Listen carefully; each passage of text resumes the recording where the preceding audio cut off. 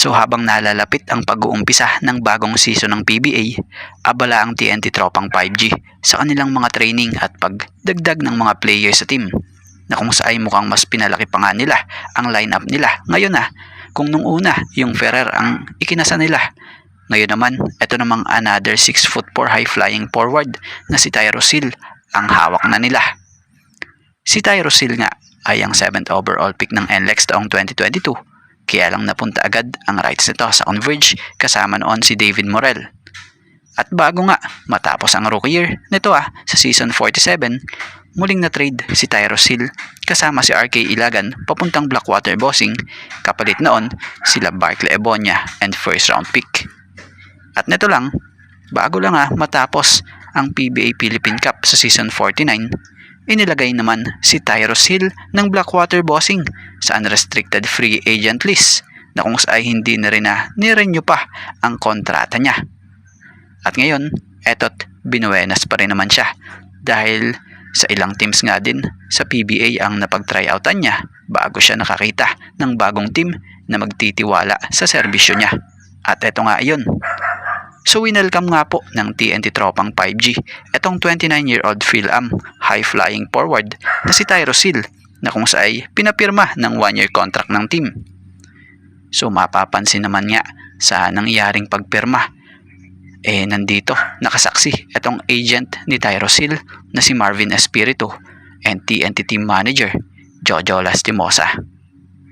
At bago nga ang lahat, baka naman po pwedeng makahingi ng isang subscription para sa ating channel, or paki-follow na rin po kung nagustuhan nyo ang ating mga basketball update. At kung ito na may makakabigat para sa inyo, kahit isang like and share na lamang po. Maraming salamat po. Hinebra talagang nagsigurado na. Talagang pinapirma na kamakailan lang ng rookie deal ang kanilang first round pick na si Sonny Estil, bago pa man nga po ang pagbukas ng PBA Season 50 next month. Mismong si Coach Tim Cone nga ang nagkumpirma na talagang nakapirma na itong si Estil sa kanila, na siyang inaasahang makapaglalaro agad para sa Philippine Cup. Sa mga hindi nakakaalam, alam nyo bang wala talaga sa radar nitong si Coach Tim itong player na si Sonny Estil? Pero nang nireview nga raw po di umano nito yung clips ng naging performance sa nangyaring PBA Draft Combine, nakita ni Coach Tim itong 6'3" forward athleticism na may mataas na potensyal at ability to run the floor and attack the basket as reason for the pick. So inaasahan nga sa Hinebra na makatutulong sa team yung pagiging hustle nito at yung kanyang defensive effort. So si Sonny Estil, sa mga hindi nga po nakakaalam bukod sa pagiging dunker, 3-point shooter din pala ito na siyang pinapakita niya nga sa mga nagiging ensayo niya sa Barangay Hinebra. So may mga skills pa nga rin pong nadidevelop pa sa player na to. Kaya maganda dahil talagang may lalabas niya sa Hinebra ang laro niya. Lalo't nakuha nga po niya yung tiwala agad nitong si Coach Tim Cone na head coach ng Barangay Hinebra.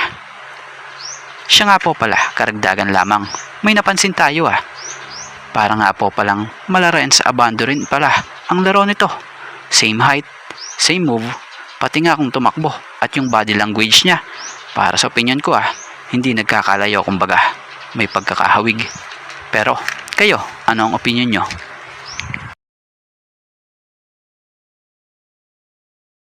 At bago nga ang lahat, baka naman po pwedeng makahingi ng isang subscription para sa ating channel, or paki-follow na rin po kung nagustuhan nyo ang ating mga basketball update.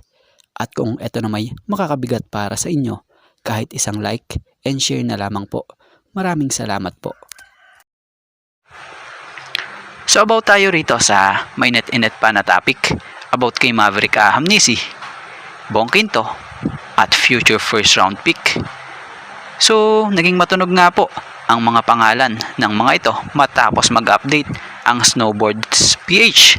Credit po na kung saan sinasabi rito na ayaw na ng Kings.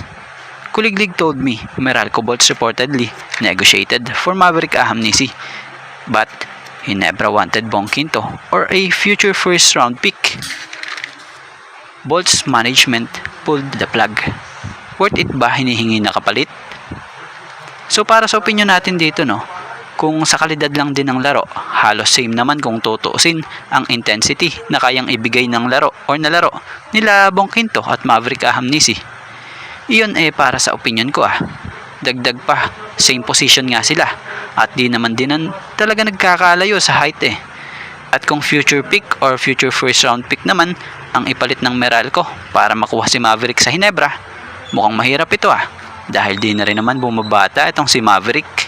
So para sa opinion nga natin dito, possible hindi ito matuloy. So speaking of hindi matuloy habang ginagawa natin ang update na to, may nabasa nga tayong update ng Barangay Hinebra San Miguel na sinasabi rito, credit po, trade talk updates. Meralco made a move for Hinebra's Maverick Ahamnisi, but the deal didn't push through after Hinebra asked for either Bongkinto or a future first round pick. Bolt's management felt the price was too high and decided to back out. So kung ganun, same lang din pala. Ganun din yung nasa isip natin at opinion ko patungkol dito. Pero kayo, ano ang opinion nyo? Mas maganda pa ba na matuloy ito? Or wag na?